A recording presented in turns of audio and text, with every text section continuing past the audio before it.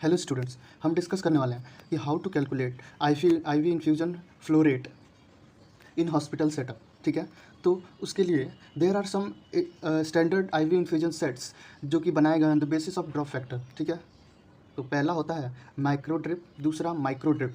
Macro drip में जो drop factor होता है वो कम होता है, ठीक है, और माइक्रो ड्रिप में ड्रॉप फैक्टर ज़्यादा होता है। ठीक है, तो मैक्रो ड्रिप जो है वो एडल्ट पेशेंट के लिए यूज़ किया जाता है और माइक्रो ड्रिप पीडियाट्रिक्स पेशेंट के लिए यूज़ किया जाता है। ठीक है, ऐसा दिखता है आपका मैक्रो ड्रिप और ऐसा दिखता है आपका माइक्रो ड्रिप।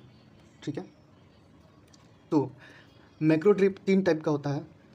10 GTT मतलब 10 ड्रॉप फैक्टर, 15 और 20 ड्रॉप फैक्टर, तीन टाइप का। अब यूज़ कौन करेंगे डिपेंडिंग ऑन दी मेडिकेशन और कंडीशन ऑफ द पेशेंट। ठीक है, तो मोस्टली स्टैंडर्ड 20 ड्रॉप पर ml वाला ड्रॉप फैक्टर वाला इन्फ्यूजन सेट यूज़ करते हैं फॉर एडल्ट पेशेंट, और माइक्रो ड्रिप 60 GTTs पर ml वाला यूज़ करते हैं फॉर पीडियाट्रिक्स पेशेंट। ठीक है, तो क्वेश्चन में आएगा कि एडल्ट पेशेंट है तो 20 या 15, अगर नहीं दिया हो तो 20 ले लेंगे। ठीक है, अगर पीडियाट्रिक्स पेशेंट है, अगर ड्रॉप फैक्टर नहीं दिया है तो 60 लेंगे। ठीक है, तो चलिए अब डिस्कस करेंगे फॉर्मूला। ठीक है, तो फॉर्मूला ऑफ फ्लो रेट क्या होता है?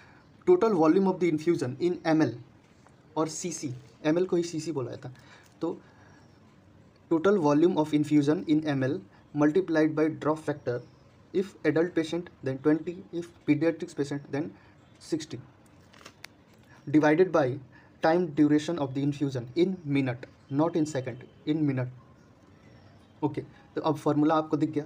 अब हम डिस्कस करेंगे एक क्वेश्चन। ठीक है, क्वेश्चन ये है कि a doctor prescribe 15 ml of normal saline to be infused over 12 hour.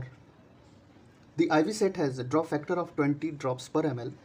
Then calculate the IV infusion flow rate in drops per minute that the nurse should set. ठीक है, तो अब इसका सॉल्यूशन करेंगे।